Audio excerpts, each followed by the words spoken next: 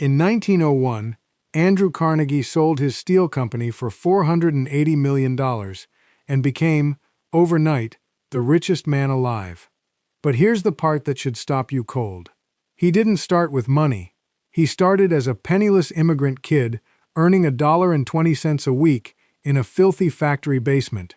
So how does someone go from the very bottom to richer than anyone on the planet? It wasn't luck, and it wasn't one lucky break. It was a handful of money secrets he understood that almost nobody around him did.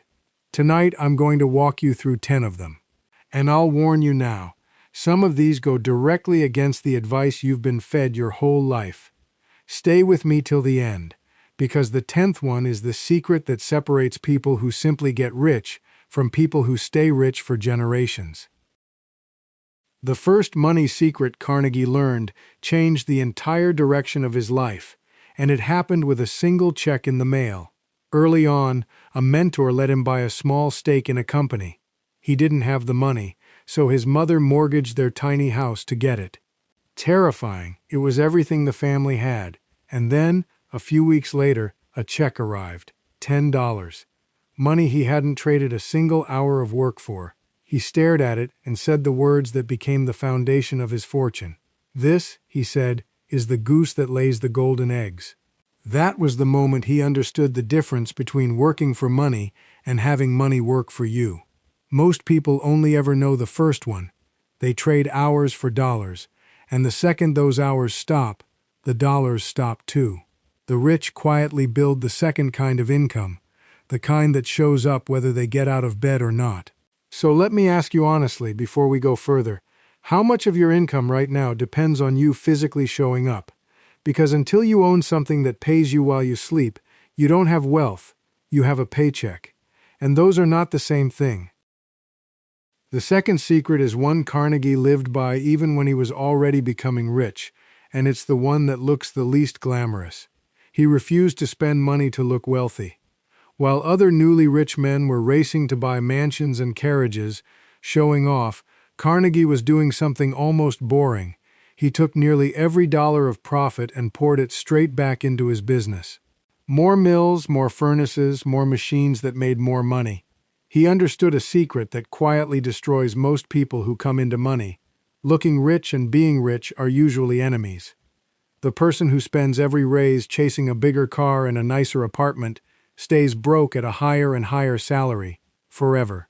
The person who builds wealth asks a colder question about every dollar. Can this dollar go to work and bring back more?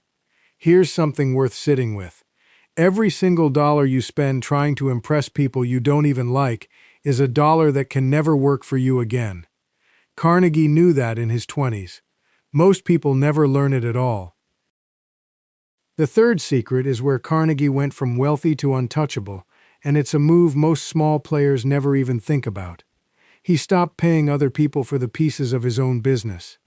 As his steel empire grew, he realized he was buying iron ore from one company, coal from another, paying the railroads to ship all of it. Everyone was taking a cut of his money. So he bought the mines, he bought the coal fields, he bought the ships and the rail lines. He took ownership of the entire chain, from the raw rock in the ground to the finished steel beam. And when prices crashed and his competitors were panicking, Carnegie just smiled, because he controlled every step and could make steel cheaper than any man alive. The secret underneath it is simple but powerful. Whoever controls the whole chain controls the profit, and whoever owns only one link is at the mercy of everyone else. Think about your own money for a second. Are you just one link, one paycheck, one client, one income source, completely dependent on someone above you deciding your fate? Or are you slowly taking control of more of your own chain? The fourth secret is the one that sounds the most reckless, and yet it's exactly what the wealthy do. Carnegie ignored the advice to spread his money thin. You've heard it 1,000 times. Don't put all your eggs in one basket. Diversify. Play it safe. Carnegie thought that was advice for people who were afraid to win. His rule was almost the opposite. Put all your good eggs in one basket, he said, and then watch that basket like a hawk. He didn't chase 10 different businesses. He picked steel, poured everything into it, and became the undisputed king of it. Now, I want to be careful here, because this is often misunderstood. He wasn't gambling. The second half of that secret is the important half. Watch that basket. He concentrated his money and then guarded it with obsessive attention. Most people do the exact opposite. They scatter tiny bits of money and energy across 10 half-started things and watch none of them closely, and then wonder why nothing ever grows. So ask yourself, what would happen if you stopped spreading yourself thin and put real focus behind just one thing? The fifth secret is one people are almost afraid to talk about, but Carnegie built his first fortune on it. He used other people's money to buy things that made him money. Remember that first investment? It wasn't his cash. His mother borrowed against the house. Throughout his rise, Carnegie understood how to use leverage, how to borrow intelligently to control assets far bigger than what he could afford alone. But, and this is everything, he only ever borrowed to buy things that produced income, or that he understood cold. That's the razor-thin line most people get wrong.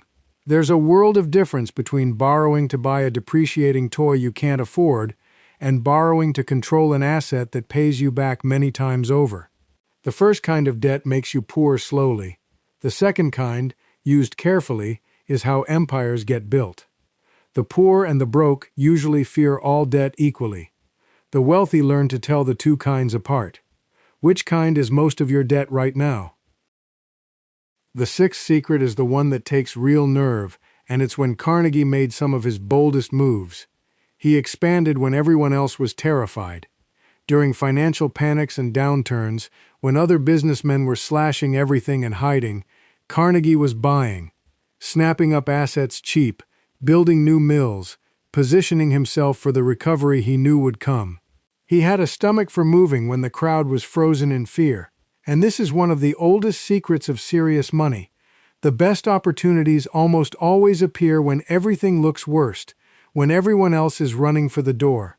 It's uncomfortable. It goes against every instinct in your body. But wealth tends to transfer, in every generation, from the people who panic to the people who stay calm and act. You don't need millions to use this. It's a mindset. When everyone around you is fearful about money, that's usually the exact moment to be paying closer attention, not looking away. The seventh secret sounds almost too simple, and Carnegie said it in one line that business people still quote today. "Watch the costs," he said, "and the profits will take care of themselves."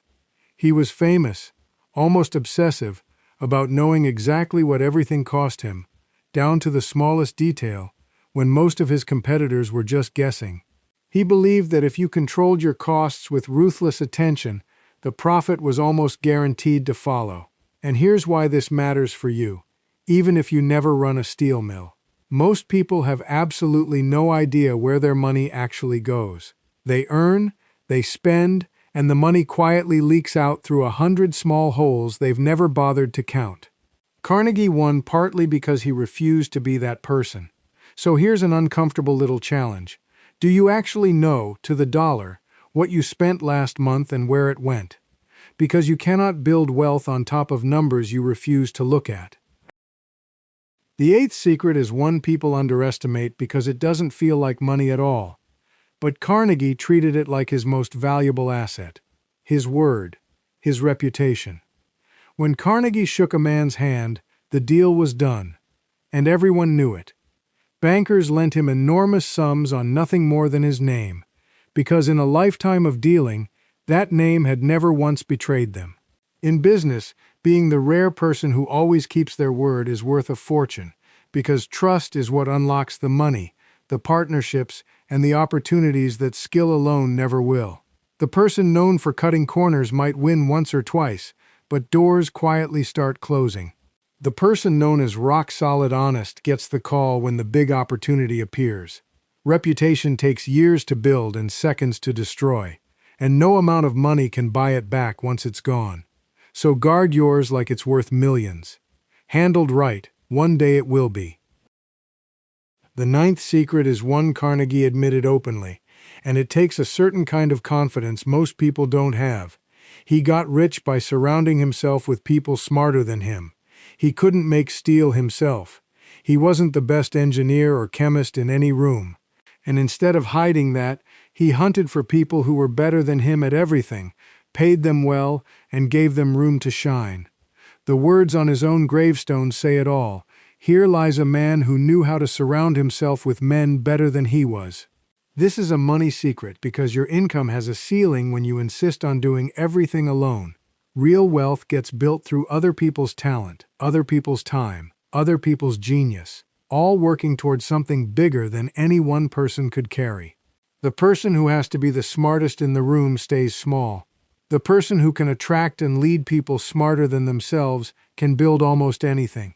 So look around. Are you the biggest fish in a tiny pond, or are you surrounding yourself with people who stretch you? And the 10th secret is the one almost nobody expects from the richest man alive, and it's the reason his name still means something 100 years later.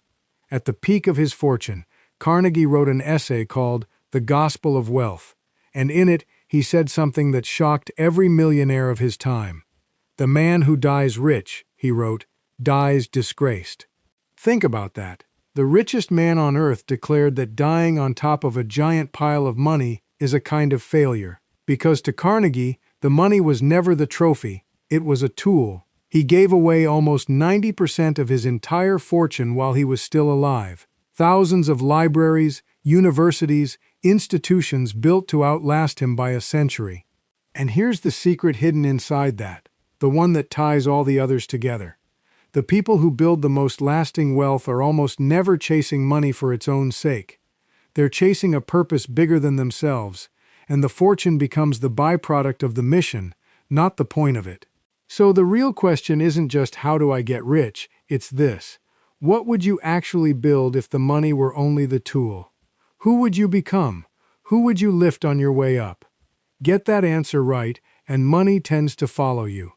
Get it wrong, and no amount will ever feel like enough. So there they are, 10 money secrets that carried a barefoot immigrant boy all the way to the top of the world. Buy assets that pay you. Refuse to spend just to look rich. Control your whole chain. Concentrate your money and watch it closely. Borrow only for what builds. Move when others panic. Watch every cost. Protect your name like gold. Surround yourself with people better than you. And never forget that money is a tool, not a trophy. Carnegie proved that where you start has almost nothing to do with where you end. That the real fortune is built first in the way you think. The only question left is which of these 10 you're going to actually use, starting now. So tell me in the comments which secret hit you the hardest, number 1 or number 10, or the one you didn't want to hear.